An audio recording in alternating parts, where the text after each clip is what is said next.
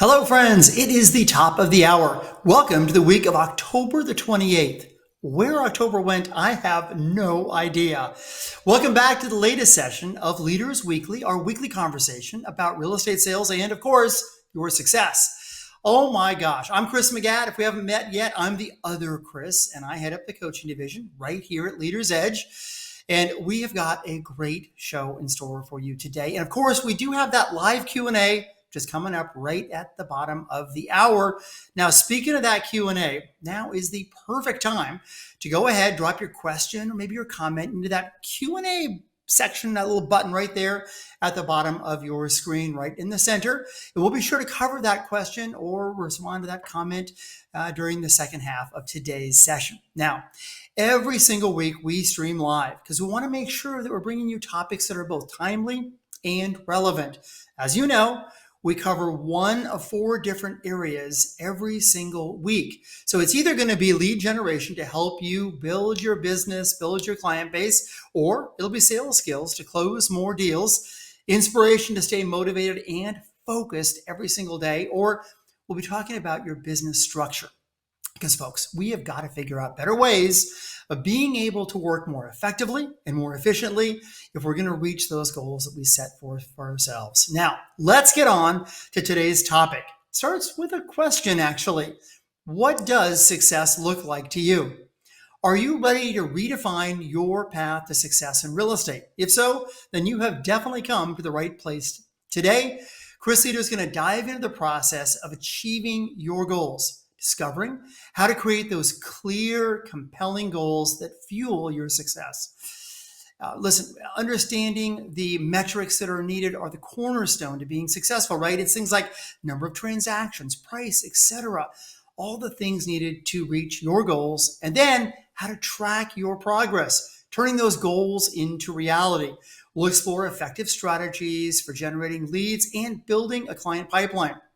Gain insights into prioritizing tasks, managing your schedule effectively, and maximizing productivity to ensure that you stay on track.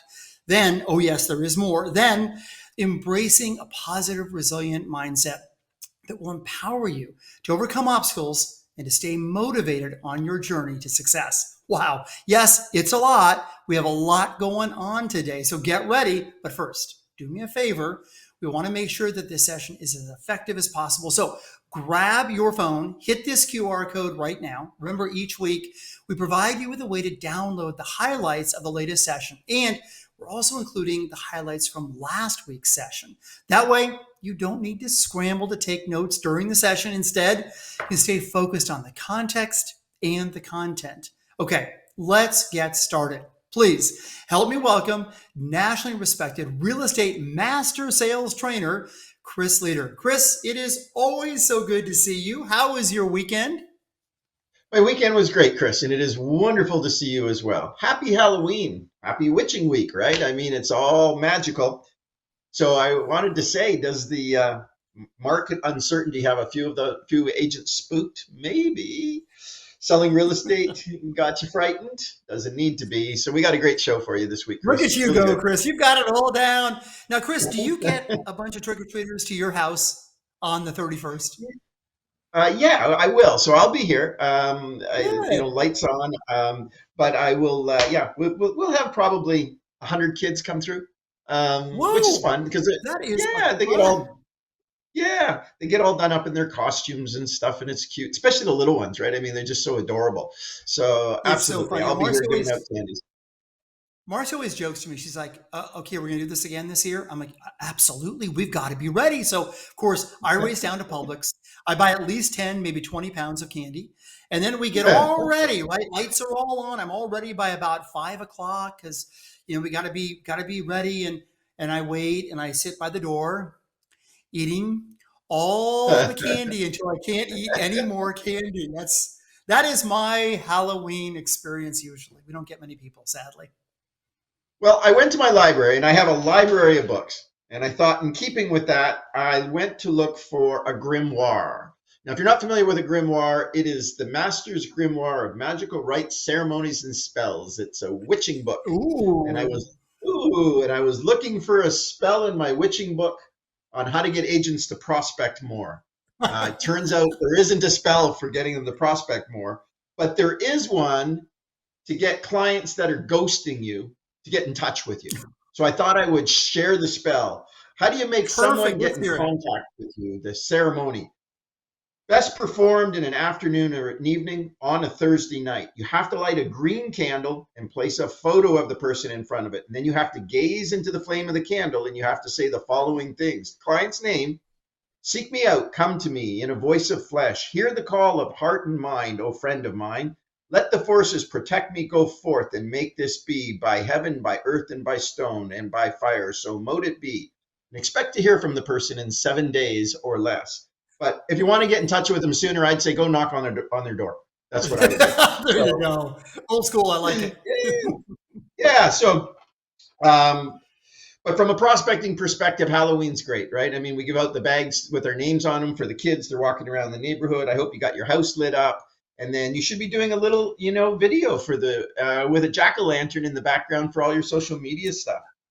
But that really takes us to the news, and I wanted to hit just the news for a bit if I could. So the news, the news for the week.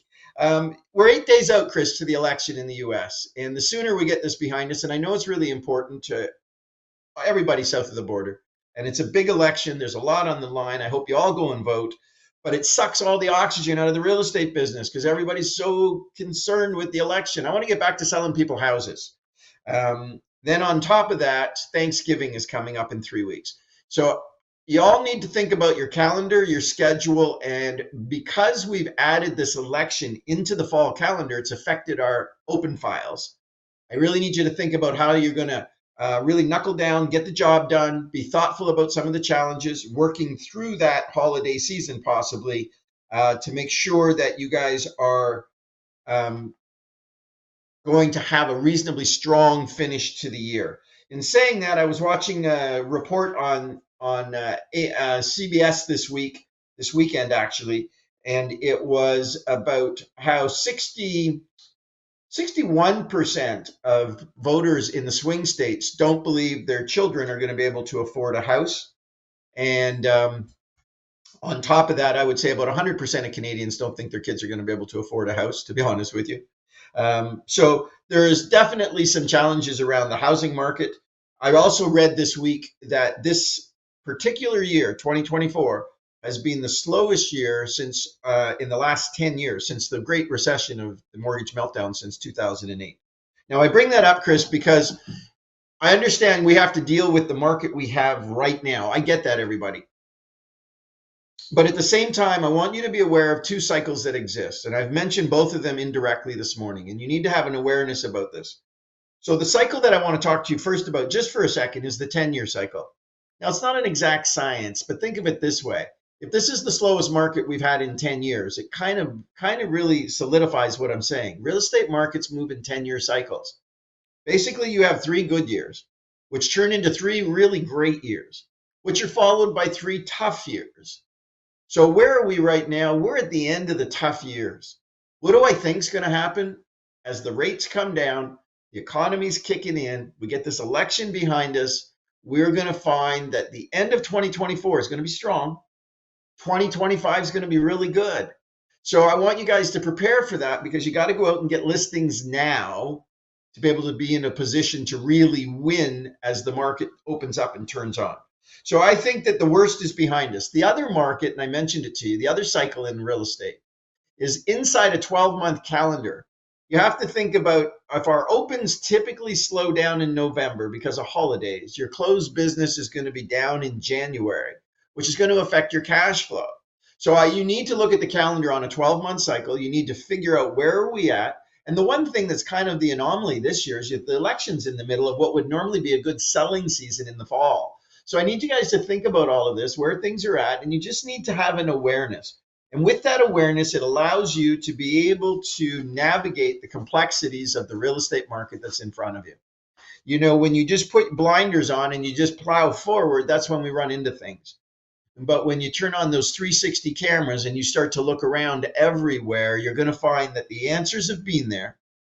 And you just need to navigate. Think about it this way. The real estate market is almost like a rough water in a river, like you're going down a kayak through really rough water, and there's rapids everywhere and rocks. What I need you to do is see them and navigate around them successfully to get to where you want to go. So think about it that way. But anyways, enough with the news. I think we should probably get down to the stuff at hand and start talking about what we wrote today. So today's topic is, what does it take to be successful? And how do you even define success in real estate? And what does it take to be that person? All of this is really built around finding the inspiration to get out and do the most difficult thing in real estate, and that's find new business. You know, most agents, if you give them a file, they do a great job with it. If you ask them to do a CMA or get a marketing program together for a listing or get stuff on social media, it's all good. But it's finding that internal fortitude, the strength to get up every day and go out and find new relationships that then convert into new business and build on our referral and relationship business. So that's really sort of the topic. What is success? You know, often people think in my classes, success is money. And I don't think so. Success is not the money you have. And I've tried to explain this to people, even friends in my life, Chris. Money is a metric to measure how good you are at something. When you're really, really, really good, people pay you crazy amounts of money. And when you're really, really, really bad, you can't make a living doing what you're doing. So the question I have to ask you, and you're listening to this today, did you make a lot of money this year? Did you make a lot of money last year? Do you make a lot of money every year selling houses? Because if you don't, then that should be that, again, that epiphany, that awareness. All of a sudden, lights should be going on. And you know what? I don't want to sound harsh or critical, because you guys know that if you've ever been in my classes, you know that I absolutely love you. I want nothing but success for you. My life is committed to your success, and it's been that way for a very long time. But when it comes to your success, if you're not making enough money, what this is telling you is you're not good enough at what you're doing for a living. So what I would say to you is this should be a challenge for you now to go on the hunt, to absorb and learn everything you can to be the most amazing version of you in the real estate business. Success in my mind is constantly growing. So no matter where you are a success if you're getting better every day. If you're a little bit better today than you were yesterday, and you're going to be a little bit better tomorrow than you are today, that continuous growth. I don't expect perfection. I expect progress. I need you to continually work on making a better version of you. And little things matter. They add up, that compounding effect. So when a person first enters the real estate business, probably for the first couple of years, what they're looking to do is solidify their position from a security perspective. What am I talking about security? I'm making enough money that I can see that this is going to be a profession that has a future. A lot of people get into real estate, not sure what it really is until they get here. They find out it's a sales job and it's not necessarily in their DNA or their genetics, and they leave. So that first couple of years is critical. What we need to do with every new salesperson that enters the industry is we need to train the heck out of them so that their confidence starts to go up, that their skill level goes up. And when your skills go up, your income goes up. That's what I was talking to you about. After a couple of years, you're still not completely in balance yet. The next thing that needs to happen after you've got your security in place, you're making enough money to cover the mortgage, covering your board fees, making some investments in your business, your hardware, your software, some marketing, you're just kind of getting going, okay, after the first couple of years. The next thing that needs to happen is you need to see yourself part of the industry, so that from 2-year point to the 5-year point is really sort of connecting with the industry, earning the respect of your colleagues, earning the respect of your competitors, developing relationships where people appreciate the quality of your work. Now you can say, I'm part of this. This is me. I'm part of the fabric of this real estate industry. Now, typically, if you keep growing at that point, the next thing that's going to happen is you're going to crave recognition. You want now, at a certain point, it's not that you want to be part of the tribe anymore. You want to lead the tribe, because you've really put your back into this. You've really put your heart into it. You've really put your head into it. And now You're challenging yourself at this point in your career to be the best version of you. And people are noticing now. You're starting to win those awards. You're now in the top 5, the top 3, maybe the top 1 in your office, top 1 in your city, top 1 in your state, top 1 in your country. I mean, we've trained them all. You know, Chris, we've had 2 people this year that were, one was NAR 30 under 30, and we had one on our coaching team that was CB's top 38 under 30 again. So our coaching program has really elevated people's game. And then finally, what happens? You hit the 10, 12, 15-year mark. You've won the awards. You've got the respect. Everybody knows you're a hitter. Everybody knows you're a pro. You got the right attitude. You got the right work ethic. You're making the right balance in terms of your investments. Now what happens is we're not looking for another award at this point. It's like we're looking for the actualization of who we are. It's about giving back to the business, making a contribution to help some of the other agents out as their careers grow. That's that final step. The one where the awards don't seem to matter anymore. Not that much anyways. You know, you appreciate it for a moment or two, but it's really about leaving the business a little bit better than we found it. So that's kind of the essence of the development of a typical agent when they come into the business. And I don't know where you are right now, but every step is going to require personal growth. Every step is going to require a commitment, not curiosity, to what success looks like. Every step to get better today than you were yesterday is going to require your focus, your discipline, your determination. That's how winners are made. That's how we build exceptional real estate agents. So now, staying relevant. A lot of changes in our business. You know, when you look back even at this last year, the amount of changes we've gone through, and, you know, I'm not sure everything is even settled on terms of the buyer side of the transaction. If you're in Ontario, where I'm from, Tressa was new this year, and there's all kinds of changes happening. And then we add artificial intelligence, and we add AI, not just AI, but we add new technology into this whole exercise. And there is lots of technology. I did a workshop or a presentation, a keynote at a convention last week on the east side of Toronto for a bunch of agents. Nice presentation that this office put together. Quite a few people there. But I was listening to the speakers ahead of me, and I thought to myself, I really feel for the agents in the audience, because one person got up and they were talking about how AI was going to change the world and you had to be on that one. And somebody else got up and they had written a new program to help agents write offers, and you had to learn that one. And somebody else got up and they were going on about how to do social media and using video to attract more clients. And the list was, I got up and I said, wow, you guys must be having a major dose of anxiety right now, because if you're supposed to do everything they told you to do, there's no way you can do it all. So I would imagine you're having panic attacks. And what I said to them is, you know what? Let's just drop a gear. I want everybody to just chill, because I'm going to tell you something. Technology comes and goes, and you got to keep up with the latest and newest stuff. But don't freak yourself out over this. Don't. You know, I'm going to teach you something that was taught to me. Years ago, Chris, I had a job as a kid working on a strawberry farm, picking strawberries.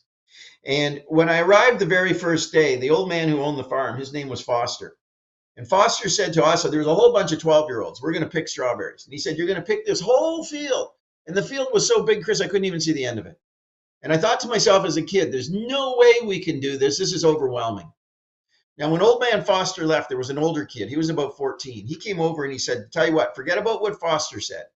And this older kid picked up this stick and he threw it out into the strawberry patch. And he said, here's what we're going to do. We're just going to pick to the stick. And when we get to the stick, we'll figure it out. So for the next 40 minutes, we pick, and then he gets the stick. And he says, okay, everybody stand up. And he threw the stick again out into the strawberry patch. And he said, we're going to pick to the stick. Well, lo and behold, Chris, when 4 o'clock came that day, we had picked the entire patch. So what I told the audience last week, and I'm telling you guys, there's going to be a lot of stuff coming in 2025, new technology, AI. Hey, you need to be here next week. We got an AI expert coming. This guy is like spot on. He's going to show you how to create chat. We're going to talk to you about chat bots, how to use them with LinkedIn to get more business off your LinkedIn site. But here's what I'm going to say to you. No matter what's coming, guys, one foot in front of the other, don't get overwhelmed, and learn to pick to the stick. Just get done today what you need to get done, which is a little bit more than you were doing yesterday. Guess what? By the end of the year, You got it going on. You got it going on. So one step at a time, pick to the stick, don't get overwhelmed. Now, you want to sell a lot of houses, you need to be happy. Happiness is a choice. Success is contagious. And if you make the choice to be happy every day, let me say this. I heard Lou Holtz say this, that famous football coach. When you're having fun, people like to be around you. So if you want to sell a lot of houses, you better be fun. Nobody wants to know about interest rates or market conditions. You know what? They're buying a home. Help them find one. Get excited about it. They're selling their home. Help them get excited about making the move to the new property. Happiness is a choice. And we're all born with an expiry date. The question is, how many days are you going to spend being sad versus how many days you're going to spend being happy? It's a conscious choice. And if you want to write more business, be in a good mood. Now, a reality check for some of us. Some people will never have the opportunity you have. You got to check in with yourself from time to time to understand how fortunate you are. You know, I ask people, they tell me, oh, real estate's a hard job. I've seen tough jobs, and real estate ain't it. You're sitting behind a desk with a cup of coffee, making calls, calling your sphere and your friends, and asking them if they know if somebody wants to buy or sell a piece of real estate. Let's put this into context. You want to know what a tough job is?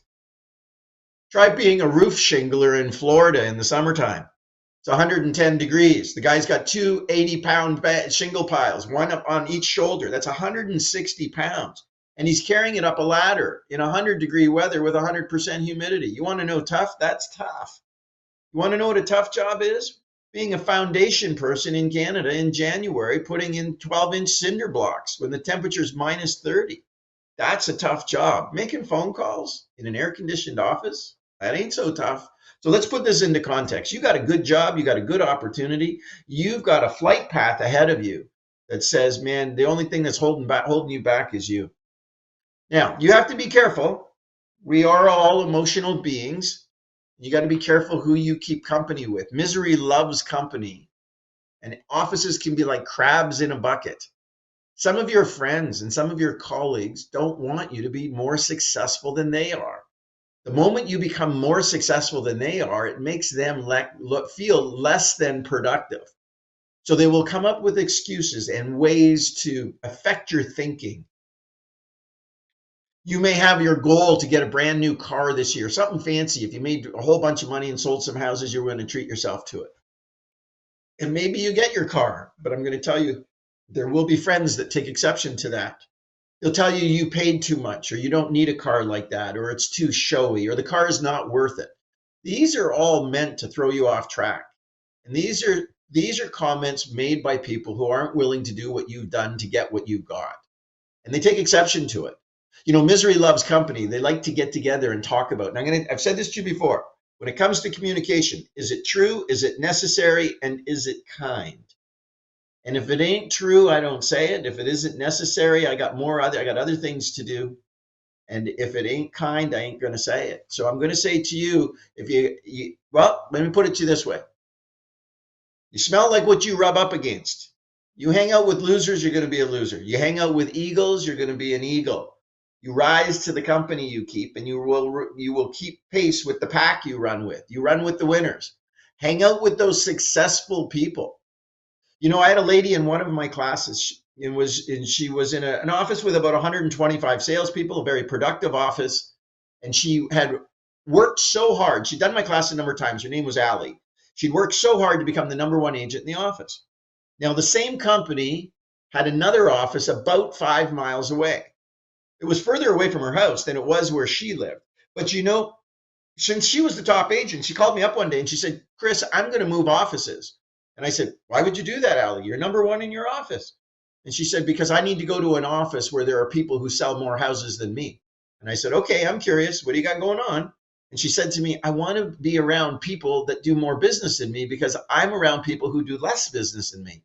So she stayed with the same brand. She just went down the road where she would be considered a middle producer in the next office, not a top producer. And I've always applauded that because she took her own ego and put it aside and said, hey, I don't need to be number one. What I need to be is better. So hang out with the eagles. Surround yourself with people that are successful. Positive influence is positive. Like I said, you'll keep pace with the pack you run with. Now, You want to set a powerful example for being successful. Listen, I don't think you need to be braggadocious. Your clients aren't going to like it. Your colleagues aren't going to like it. But at the same time, you need to be successful. Walk quietly and carry a big stick. Maintain your humility. When you're really, really good at what you do, you don't have to tell people about it. They already know that you're really, really good. So my suggestion is get good. You don't need you don't need to tell the world. You don't need to tell the world you're number one. The world knows when you're number one. They know when you're the heavyweight champion of the world. You don't have to tell them. So I need you to be exceptional. People who go on and on and on and on about, how great they are, they're probably not that great. What I am going to tell you, and remember I said this, you don't want to be the most interesting person in the room. You always want to be the most interested person in the room. And that's going to lead you to more opportunities because of that curiosity about whoever it is you're talking to. When you are successful, I need you to give back to the community. Give back to the other real estate agents. It's not about making people feel small. It's about building them up. We make a living by what we get, but we make a life by what we give. When you help as many other people get what they need, they'll help you get what you want. Don't see the competition as competitors. See them as people you can collaborate with to sell more houses. Hey, listen, I'm a tough competitor, no doubt about it, but I am always I'm fair, straightforward, I'm authentic, and I always treat people with respect. All my competition, I give them respect. And I say that to you, you want to adopt a similar philosophy. People know that when they're competing with you, they got their hands full because you bring your A game, but when they are cooperating with you, they're going to sell a house today because they're working with a pro. So let's get together. Let's build on our relationships. Goals give us courage. A powerful motivator gives you the strength to push on. By setting and working towards meaningful goals, you cultivate the courage every day to deal with the challenges that you face to pursue your dreams. If you don't have a goal, you don't have a purpose. And if you don't have a purpose, you won't push as hard as you need to. I need you to be driven and focused. If you don't have that powerful reason for getting off the couch, you won't do the tough stuff. So the trouble with not having a goal is that you can spend your life running up and down the field and never score. The point is, what is the goal line for you? What is it that you want to accomplish? A couple times in my life, I found myself blessed to be in a position where I didn't need anything. And one of the things I found, and this was a few years ago, it was actually probably the last time I had to go through this exercise was about 20 years ago. But I got myself to a point where all my bills were paid. I had money saved. My house was paid. I had no bills. And I was finding it hard to get motivated. So what I did, and I didn't need to, but I needed to find some reason to get going again, was I bought a bigger house. I didn't need a bigger house. I mean, it was only my wife and Tina, or it was only Tina and I at the time. So I didn't need a bigger house, but I needed a purpose. So that was what drove me. So I went out and bought something that pushed me to go out and continue to push hard. Because when you're out there doing it every day, you're adopting all kinds of strategies and ideas to make a better version of you. If you forget your goals, if you forget why you're doing this, you feel like at a certain point, you're going to feel like a hamster on a hamster wheel. So let me give you a pro tip. One of the things you want to do is write them down and keep them visible. You want to document your goals. What we're talking about here is a vision board. I want pictures of the goal on the back, on the screensaver of your phone. I want a vision board in your office. I put a picture of it on your bathroom mirror. All of this is designed to continually remind you what success looks like. And if you're not familiar with the law of attraction, there's a QR code for the book, The Secret.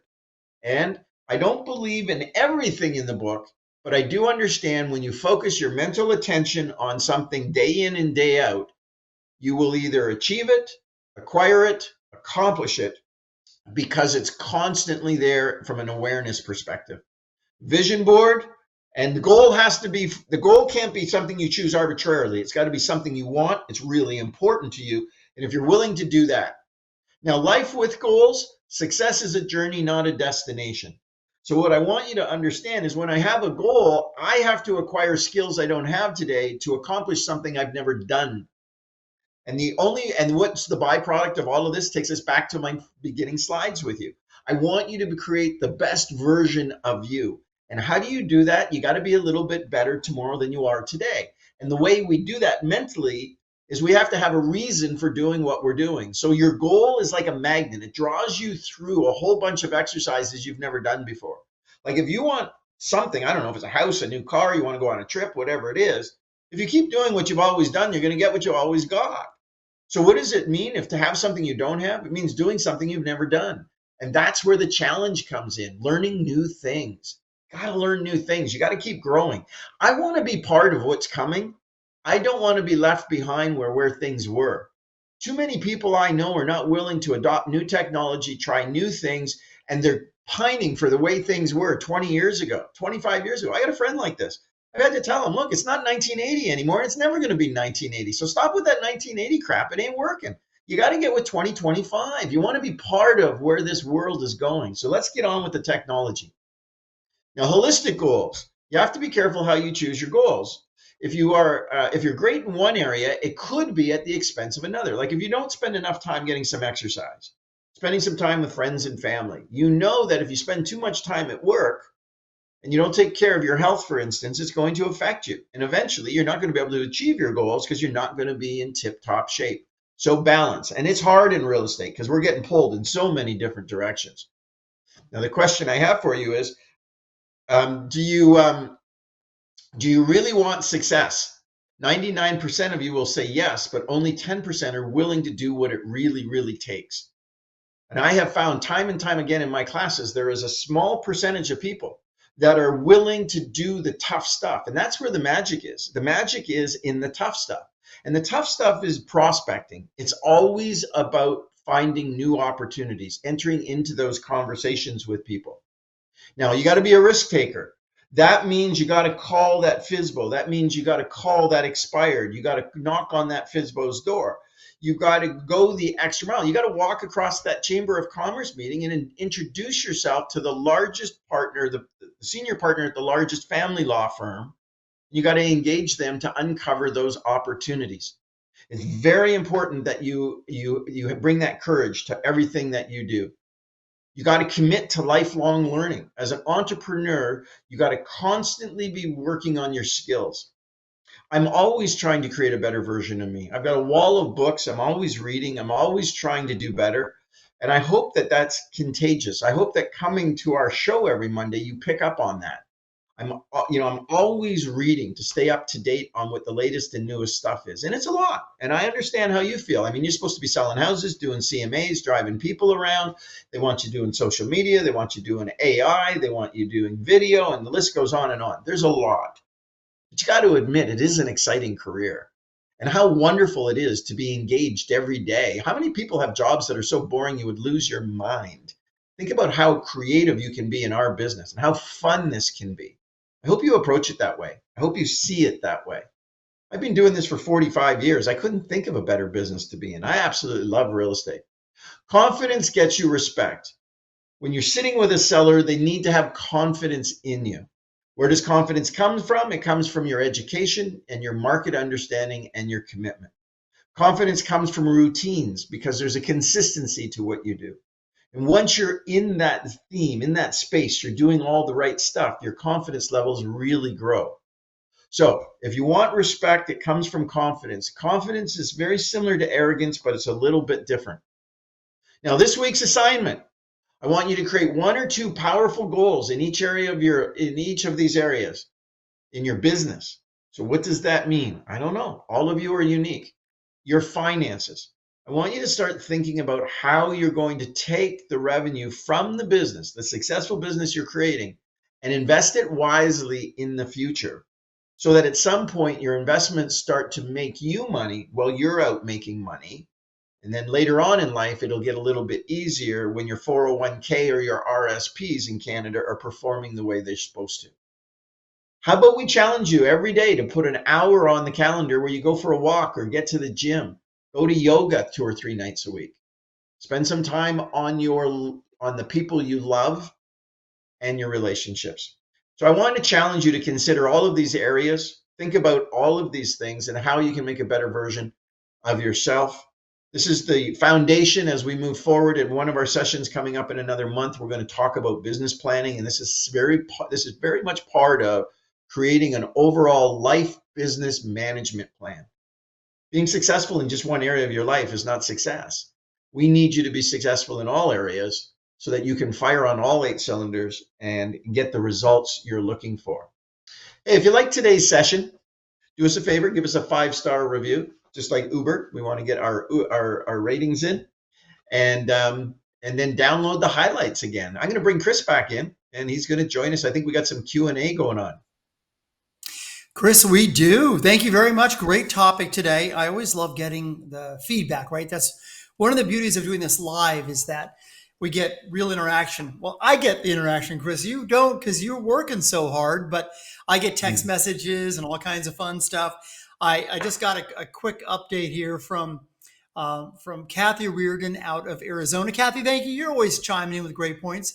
She picked up on your quote, Chris, about Lou Holtz, and popped up one of her favorites, which I think is kind of humorous, and we can all appreciate that in our business.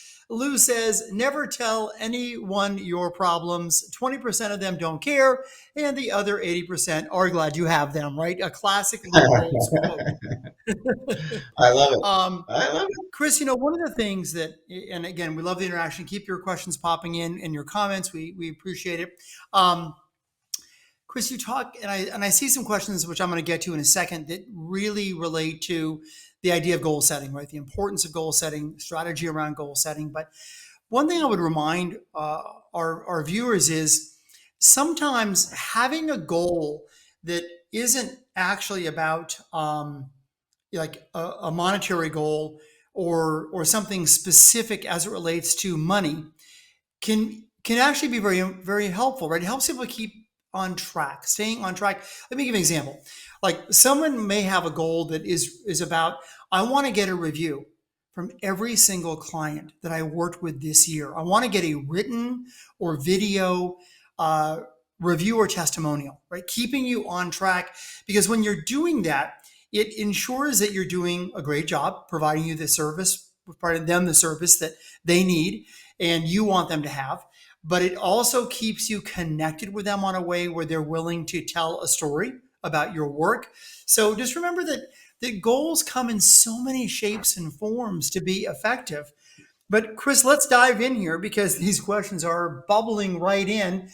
Sally says, and by the way, I say this every week, but I just want to make sure you hear us loud and clear. We love the authenticity of your questions. Like it's really from the heart, many of these. And very vulnerable. And that's what makes all of us better in this business. So Sally says, Chris, I've never been a goal setter, but last year I set some production goals. It's been about a year now. I can't seem to accomplish them. Any suggestions, maybe a better approach? And that's Sally. It's kind of the question's a little bit ambiguous. I'd love to have a more detailed conversation with Sally about this. So the first thing is, in my opinion, a goal needs to be important to you. And if it's really, really important, we have a habit of making it a priority in terms of the activities that are necessary to achieve that objective. And if the goal is not important, we just arbitrarily chose it because it would be a nice to have, then you're going to find when we run into resistance, we don't have that same level of determination and focus. So Chris, something you said earlier, I don't think money should be a goal. I think money is a byproduct. Or my question, let me put it this way. My question I ask people, and I had this come up not too long ago. Somebody said, I said, what's your goal? And the lady said, I want to make $1 million. And I said, okay, but what would you do with $1 million? And she couldn't answer the question. And I said, then you don't have a goal. It's what you do with the money, not the money itself. I mean, we don't have a goal to sit on top of $1 million and say, oh, look at me, I'm on top of $1 million. What we do is, what would that buy us? Buys us security, buys us a new house, buys us a trip, I don't know. But what we need to do is attach the goal to something that is really important. So in Sally's case, if she's got goals, but they're not really important, she might not be doing the extra effort. So I'd love to do a deep dive with her on what that looks like. It's interesting because you bring up the good point, which is the goals have to be specific, right? And they have to mean something to you, or it's just going to be noise out there. And taking the time, is what is so critical. I know you've got a number of business planning sessions, Chris, with individual offices. You're always so gracious with your time this time of year. I did have a question from Jeff. Jeff asks, "Are you going to be hosting a business planning session in the next month or so? I'd like to get a clear picture of how to make the most of next year." So, we haven't really talked about that, but that might be something for us just to put on the list to see if we can't do that because, well, your business planning session is the best ever. I've been to a number of them and they're very, very good. Very good. So, I'm Jeff, we'll not get sure back to Jeff you on is. that, the rest of the Yep. group as well. I don't know where Jeff is. Question We'll came up. find out. Yeah, we'll get back to him on that and the rest of the group. The other thing that okay. Karen says, this is good. These may be a bit vague, but I think it's just good hearing from people. Karen says, I don't set goals. In fact, I don't have any goals. I'm happy to have what I need, but I'm not as productive as I should be. Any suggestions on how to light a fire and dip my toes into this area? I know I've got to find a solution. Chris, I think Karen is like a lot of people, right? They think about setting goals, but they haven't actually set goals. Karen sounds like she's been blessed.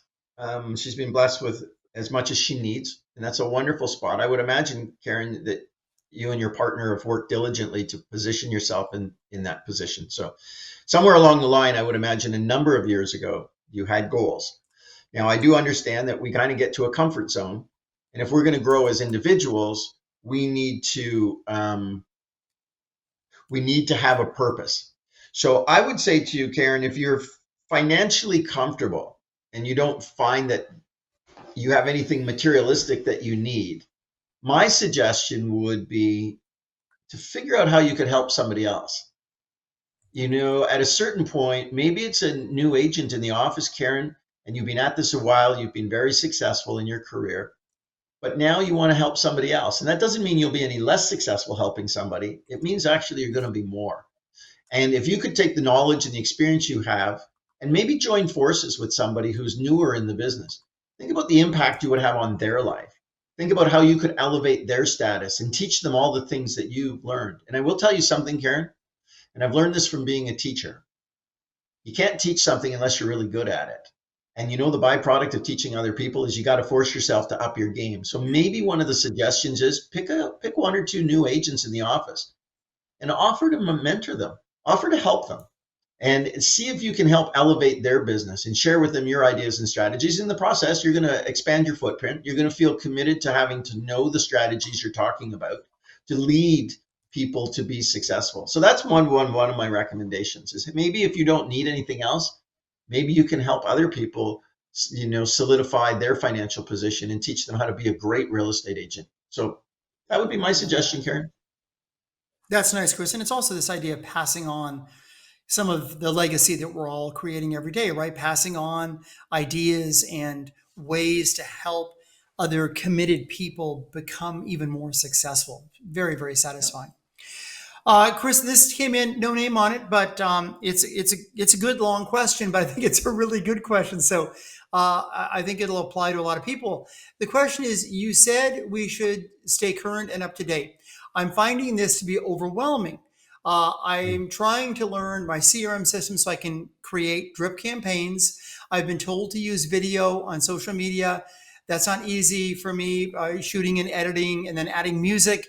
I'm trying to build a website using my company's WordPress website builder. I'm trying to use Canva for my marketing. Oh my God, I'm getting overwhelmed with this question, but it's a good question. Someone also said I need to start a podcast. Someone said I need to be building a farm.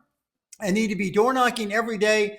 Someone said that I should be homes on the market with the opportunity is an expired. Let me say this. Where and what should I do to make a living in real estate? I could really use some help. Wow. Chris, I'm overwhelmed just reading that question. I can't imagine. Well, it sounds like he's got 10 number one priorities he's trying to tackle at the same time. Yeah. So here's my first recommendation. All of them are good ideas. There's nothing there that's bad. The problem is some of the technology, there's a curve to learn it, to be able to apply it. And then Farming takes a while to develop a reputation. So let's do this. Some of your day needs to be broken up and your time blocking on activities that are designed to start to build a foundation for tomorrow's business. And some of your time during the day needs to be set aside for selling houses now. All of the stuff you're working on, you're never going to get it across the finish line unless we have resources now. So I want you to start with some pretty simple stuff. What I'd like you to do is start with your sphere and your CRM system.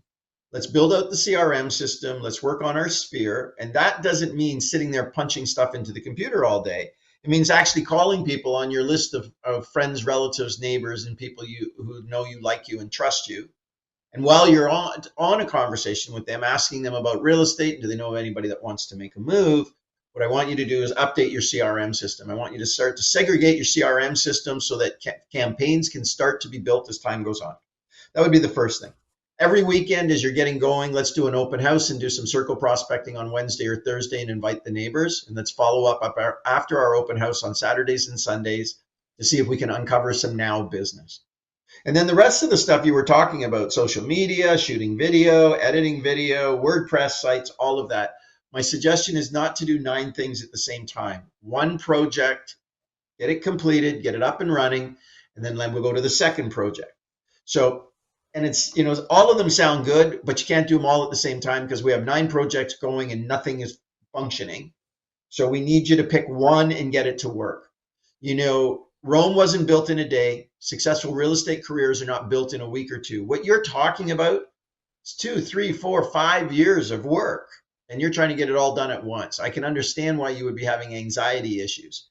So my suggestion to you is prioritize the list, one project at a time. That project will be built into your time slots during the week when it's not the best time to talk to the public or prospect. And then we're going to do some regular, everyday, common real estate activities, tried and true, evergreen strategies to help you uncover now business while you're working on some of the other stuff. I find that people get tricked into working on all that other stuff and they don't sell any houses. And then they end up in a real cash crunch and end up throwing the towel in. I don't want to see that to happen. Remember, you got to sell a house. You got to get a listing every week. And if you do that, then spend some time on these projects. So that would be my suggestion, Chris. I don't know if there's anything you want to contribute to that. No, I'm just going to double down. You were spot on. You look at all the different things that an agent can do in this business, and it becomes overwhelming. It's so easy to dip your toe, like try a little of this and try a little of that, almost like a buffet, right? With all these great desserts. But what I have learned, obviously what you have learned, Chris, is you're far better off just to grab that one dessert you really like and enjoy it, like really live it. And that goes with the different strategies, like pick a strategy or two and don't just dip your toe in it. Go all the way, find the success in that, generate the success in that. It's the only way to really find that true deep success. So thank you for tackling that big question that I think many of us find ourselves getting a little bit scattered sometimes. Todd, thank you for chiming in. Always love having you on the program. Todd says sometimes we need to give ourselves permission to be really successful, especially when we didn't have much growing up. And I think that's, we come to the time of year where we're talking about goals, and there is this thing called imposter syndrome, right, Chris? And this idea of not necessarily giving ourselves permission because of our past, our history, of really being able to be as successful as we know we can be. You've got to always have a nice perspective on that, Chris. Would you mind maybe elaborating a little bit? Thanks, Todd. There's a great speech that Nelson Mandela did.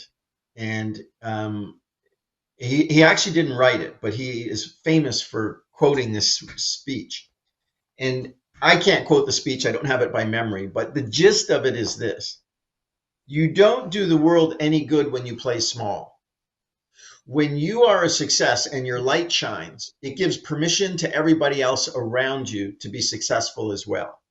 Your thing is not to shrink in the face of an opportunity. It is to grow in that opportunity. And by doing so, when you are successful, You say to your children, this is what success looks like. This is what you need to do to go forward and have an amazing life.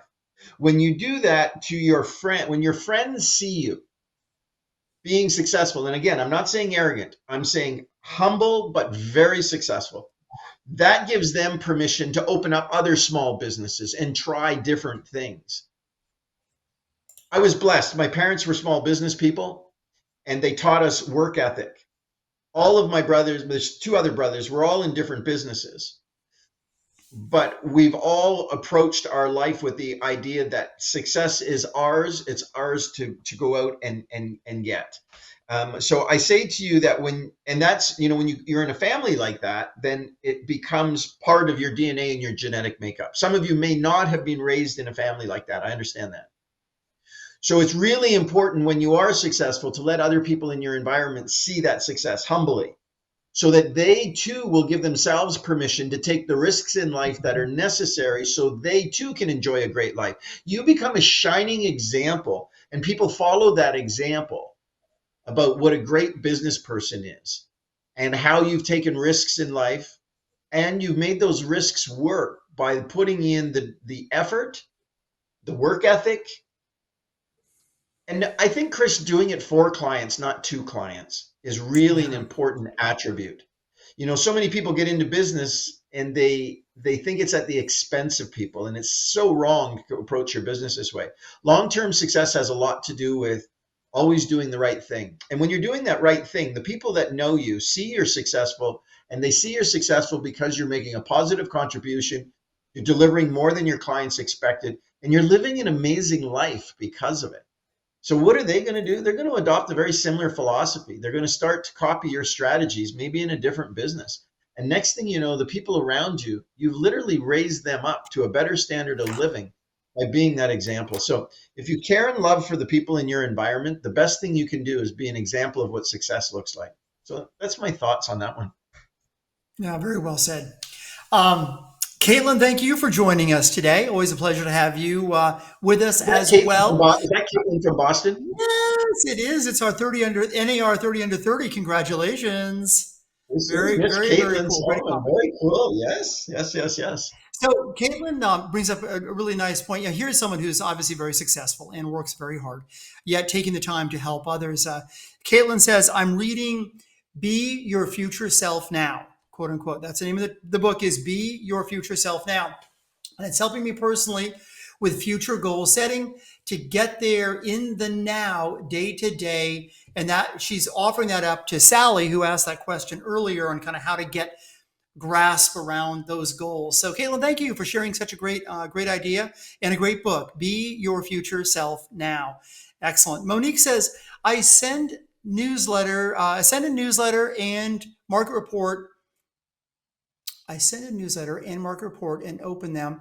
Well, when I put them in a drip campaign, the sellers sometimes, sometimes the sellers unsubscribe. Any suggestions on being able to limit the number of unsubscribes that I get on my CRM and my drip campaigns? Well, the easy answer is the material that you send out needs to be so great that somebody wouldn't want to get off the list. On the other hand, I'm not sure what your frequency is, and if your frequency is too often, even if it's great, it can create anxiety. In the past, remember, I signed up for something, I can't remember what it was. What I do recall was whatever they sent was fabulous, but I was getting 3 things a day from them, and it was causing me some anxiety. So I actually had to get off the site because I thought, and what I was doing, Chris, is I was saving them, and I was promising myself I was going to read them, and then I never read them. It wasn't, so in terms of the open rate, the quality of the material is important. The frequency of it is. And if the material is high level, I'm thinking it's not going to necessarily appeal to a local homeowner. So your market report is probably going to be one of your better tools. I mean, I doubt very much if you're giving me a report on what the neighbors' houses are selling, I'm going to get off your list. And if you were to add in a little bit of good advice about real estate, maybe you combine the newsletter and the market report instead of sending out two separate pieces. Maybe one more compelling piece might be the way to go. But I will say this: I work diligently every day to turn out content that I think is going to have a positive impact. And I do have the same experience. We have people that opt off our list and they opt out. And I too struggle with that. And I wonder, what is it that you want? What is it you're looking for? What information would you require? So I have the same experience. I would love to tell you everybody who gets my stuff stays on indefinitely, but that's not the case. So maybe what we need to do is continue to add more people, constantly work on the quality. I know that your market report might be a little more compelling if you added in a 60-second video to go with it. These are all the things that we can do to tune the content up. Like, for instance, I have fallen into the trap lately. I read the New York Times every morning to try to keep up on the news. And a lot of the articles are actually recorded with an AI voice. So a lot of times when I'm doing breakfast now, I'm listening to this stuff in my ear pods. I say that because maybe we can jazz the newsletter up a little bit by adding some audio into it or adding some video into it that people might think this is also cool. So whenever we start to get a drop-off rate on something, I think that's a good reason to think about how do we make it better so that people want to stay with it. So just some thoughts. Don't know if it's the absolute answer. I wish it was a easier, right? I mean, this is one of the age-old challenges right now. As much of the universe has shifted from direct mail, which, by the way, I am a huge fan. I know you, Chris, you are too, of direct mail, Yep. because even if it ends up in the trash can, it has to get from the mailbox to the trash can, and you're getting a mental repetition every time that happens. So this is a big question. How do you get e-messages, e-campaigns actually read? How do you make impact with them? A couple other thoughts I would just add to your sage advice around that, Chris, is look at getting more deliberate with your lists, meaning your technology gives you the ability to create a subgroup instead of large groups of people that are getting the same material.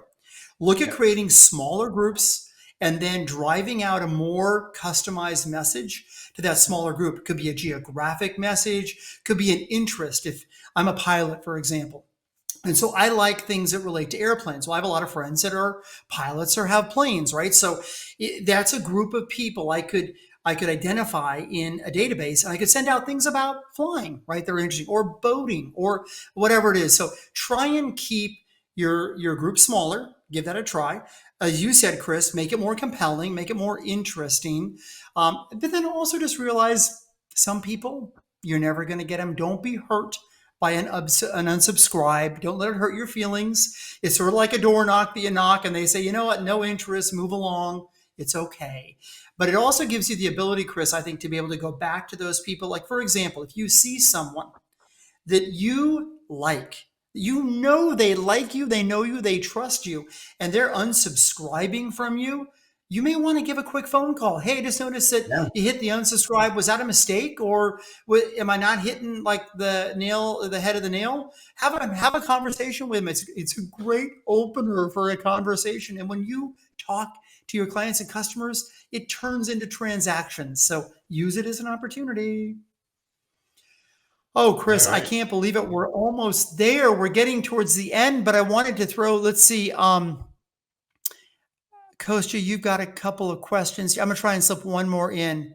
Um, Chris, we'll just make a quick run at this. We've only got about a minute and a half, 2 minutes. She says, if one wants to be successful, one has to be the best of the best. I always was an agent in my office, won over 40% market share with another 400 agents in it, small office, fees, blah, blah, blah, blah. Wants to get results, goes to best skilled doctors. Oh, Kostya, this is somehow, for some reason, it dropped some lines. So I am going to skip over that one, but this is good. This is also from you. She says, Chris, in Canada, no more companies available to offer good databases of residential phone numbers. Moreover, little amount of people are keeping landline these days. No Mhm. one has or is offering cell phone databases. To finish that up, a lot of scammers use those databases, so very little trust. I've Yeah. done this for years, poor results, but she says door knocking seems to work. What's another idea around door knocking that would be a good solution for me and the rest of our listeners?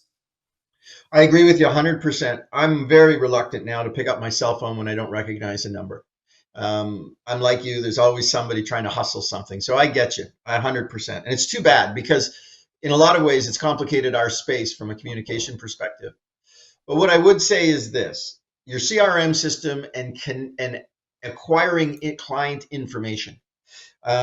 You're going to need to do it from open houses. You're going to need to do it because you had a gift that you were drawing for at an open house. You collect the phone names. You talk to people. Your sphere is going to become your sphere. Your list of people that you are starting a relationship with is going to become your gold mine, and it's going to Yeah, need to be continually mined. And you're going to need to ask those people to help you expand. By, do they know of anybody that's thinking of buying or selling? Here's a quick example. You sold somebody a house.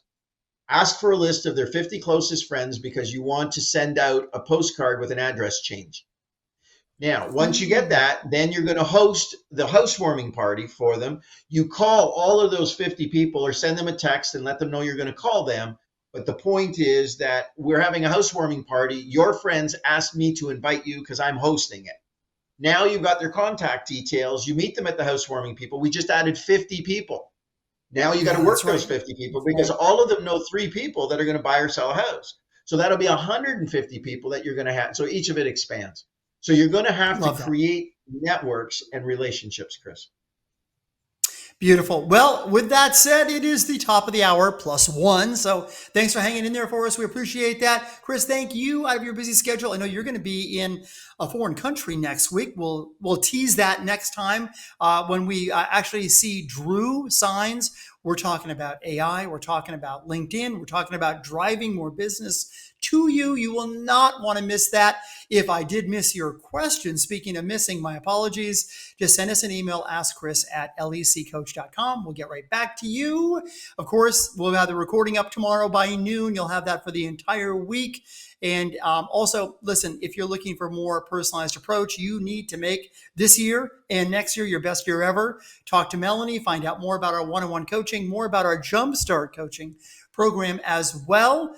And in the meantime, until next week, folks, stay focused, stay committed, and stay optimistic because there's so much to be optimistic about. That way, you'll ensure your best years are, in fact, your next years. Chris, we will not see you. Well, we might see you next week for a second, but we'll see you in 2 weeks for sure. All right. Like old fashioned orange slice, sweet like daiquiri.